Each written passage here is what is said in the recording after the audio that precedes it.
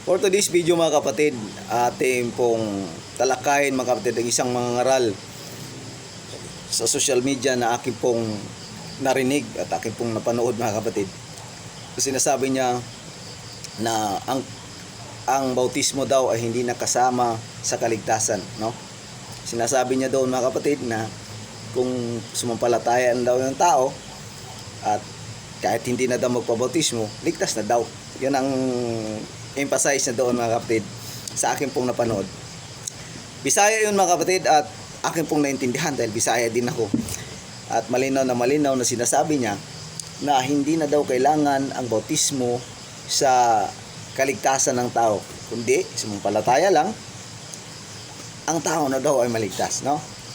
At ginamit niya mga kapatid itong bersikulo po ng Marcos 16:16. Sabi niya doon, ang sumampalataya at mabautismuhan ay maligtas, ngunit ang hindi sumampalataya ay parurusahan. Doon siya nagdiin ng base mga kapatid sa pangalawang istansa, yung sinasabi doon na ngunit ang hindi sumampalataya ay parurusahan. Doon niya pinoprove mga kapatid na hindi na daw kasama yung bautismo kasi hindi na daw sinabi doon na kung hindi, ngunit ang hindi sumampalataya at magpabautismo ay parurusahan, no? Doon niya pinoprove na hindi na daw sinani kung talagang kaligtasan ba daw talaga yung bautismo, makaligtas daw sa tao yung bautismo. Bakit hindi daw sinabi doon sa pangalawang istansa sa Marcos 16:16 na parurusahan ang hindi lang sumampalataya? Ang sinabi lang doon, no? Ito po mga kapatid, talagang itong mga aral na ito mga kapatid, talaga ako po'y nabahala sa kanyang mga sinasabi. At ginawan ko siya ng video ngayon mga kapatid. Talagang gusto kong ipaano sa inyo, talagang gusto kong ipaintindi sa inyo kung ano po ang nilalaman ng Marcos 16:16, no? Unang-una mga kapatid, sinabi doon sa Marcos 16:16. Sabi ng Marcos 16:16, ang sumampalataya at magpabautismo ay siya lamang pong maligtas. Ngunit ang hindi po sumampalataya ay parurusahan. Alalahanin po natin mga kapatid na ang tao ay dalawa lang po ang patutunguhan. Kaligtasan, maligtas yung tao, at parurusahan. Ngayon, lahat naman tayo gusto nating maligtas mga kapatid.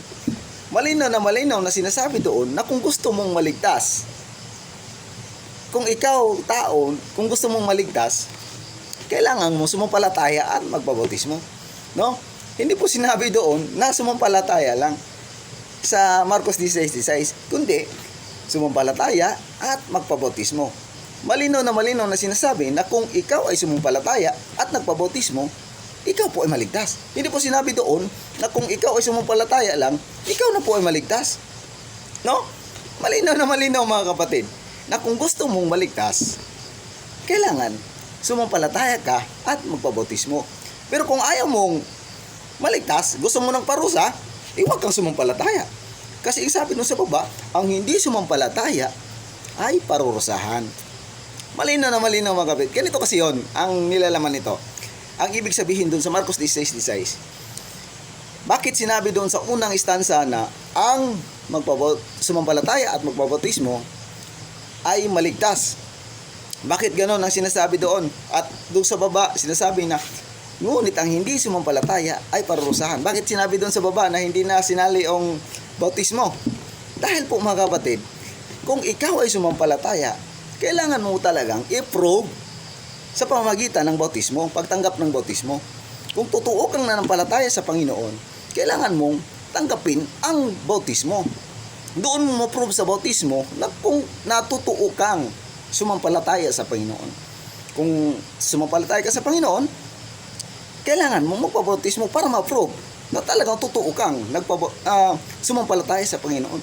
Dahil pinaniniwalaan mo na si Jesus ay iyong tagapagligtas. Dahil kaligtasan nga, sabi nga doon sa Juan 3:5 mga kapatid, na nagtanong itong si Nicodemo mga kapatid doon sa kay Jesus kung paano maligtas ang tao. Sabi niya doon, malinaw na malinaw, sinabi niya sa Juan 3:5 mga kapatid, na maliban na ang tao ay hindi ipanganak sa tubig at saka sa espiritu, ay hindi po siya makakapasok sa kaharian ng Diyos. Ano po yung kapanganakan ng tubig? Yung po ay bautismo, mga kapatid. Anong kapanganakan ng espiritu? Yun po ang pagtanggap ng banal na espiritu. Kaya po malinaw na malinaw, kaya hindi na po sinabi, mga kapatid, dito sa pangalawang istansa na sa Marcos 16:16 na sabi doon, ngunit ang hindi sumampalataya ay parurusahan. Bakit hindi na sinabay doon, mga kapatid, ang bautismo? Dahil hindi ka nga pwedeng bautismuhan kung hindi ka sumampalataya. No? Malinaw? Hindi ka na nga sumampalataya, kaya babautismuhan ka pa ba? Hindi.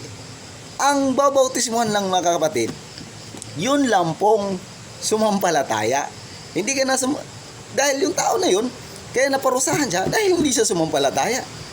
At 100% hindi siya nabautismuhan, mga kapatid. Dahil ang babautismuhan lang kasi, mga kapatid, yung pong mga taong sumampalataya lang. Kasi doon mo ma-probe ang pananampalataya mo na totoo kang nanampalataya sa Panginoon kung ikaw ay tumanggap ng tumanggap ng bautismo sa pangalan ni Jesus. At saka, importante talaga, mga kapatid, ang bautismo. Kasi sabi nga doon sa binasa natin sa 1:3-5 na maliban, wala pong exemption, mga kapatid. Wala kang choice, kundi sundin mo ang kagustuhan ng ating Panginoon. Na maliban ang tao ay hindi panganak sa tubig at saka sa espiritu, hindi ka makakapasok sa kaharian ng Diyos. Kaya kung gusto mong makapasok sa kaharian ng Diyos, kailangan mong sumampalataya, magpabautismo, tumanggap ng banal na espiritu, at mamuhay ng kabanalan, mga kapatid, hanggang sa mga huling araw ng iyong buhay at saka pagdating ng ating Panginoon. Sana po naunawaan natin. Kaya kung mayroon pong mga ngaral sa inyo, mga kapatid, na ganon, na sinasabi niya na hindi na daw dapat kailangan ang bautismo sa kaligtasan, no, wag nyo pong tangkilikin, mga kasulpol, na kahit kami o anghel na mula sa langit, galing sa langit, na mangaral ng hindi ayon sa kanilang pinangaral, iba sa kanilang pinangaral ng mga apostol, ay hindi po tatanggapin natin. Sabi po niya, mga kapatid, kung sabi niya, kailangan daw itakwil kung iba ang pangangaral ng isang taong mangangaral na yon. Ang ibig niyang sabihin, sila po ay bulaang propeta. Yun po, bulaang mangangaral. Hindi po totoo. Fake, mga kapatid. Dahil malinaw na malinaw, mga kapatid, na kung sundan mo ang mga gawa ng mga apostol mula sa Acts, the book of Acts, hanggang pababa, mga kapatid, ang lahat ng sumampalataya ay kanilang binautismuhan. At ang lahat ng sumampalataya ay nagsisisi. Ang lahat ng sumampalataya ay nagpabautismo sa pangalan ni Jesus. Ang lahat ng sumampalataya ay namuhay ng kabanalan at tumanggap ng banal na espiritu. Dahil hindi po talaga kailangang mawala ang pananampalataya, ang pagsisisi, ang pagtanggap ng bautismo sa pangalan ni Jesus, ang pagtanggap ng banal na espiritu at ang pamumuhay ng kabanalan. Hindi po pwedeng magkahiwalay yun. Hindi po pwedeng may missing out kanyan, mga kapatid. Hindi ka maganap sa lima na yon. Kailangan ganapin mo ang lahat. Unang step mo para ikaw maligtas, kailangan mong sumampalataya sa Panginoon. Yun ang unang step. Pangalawa, ikaw po ay magsisi sa iyong kasalanan. Pangatlo, tumanggap ka sa pangalan, sa bautismo sa pangalan ni Jesus. At pang-apat, mga kapatid, ikaw po ay kailangan pong matanggap mo ang banal na espiritu sa pamagitan ng pagsasalita ng iba't ibang mga wika na hindi ayon sa iyong kalooban, kundi ayon sa banal na espiritu. At ang panglima, mga kapatid, kayo po ay mamuhay ng kabanalan hanggang sa pagdating ng Panginoon. Sa lahat po ng iyong buhay, hanggang sa pagdating ng Panginoon, kung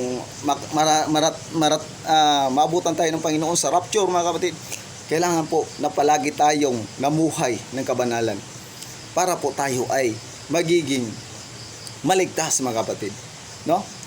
Sana po naunawaan nyo, mga kapatid, ang aking pong gustong ipag-intindi sa inyo, na hindi po totoo yung sinasabi ng mga ngaral na hindi na kailangan ang bautismo. Importante po yan. Kailangan pong magpabautismo sa pangalan ni Jesus para po ikaw ay maligtas.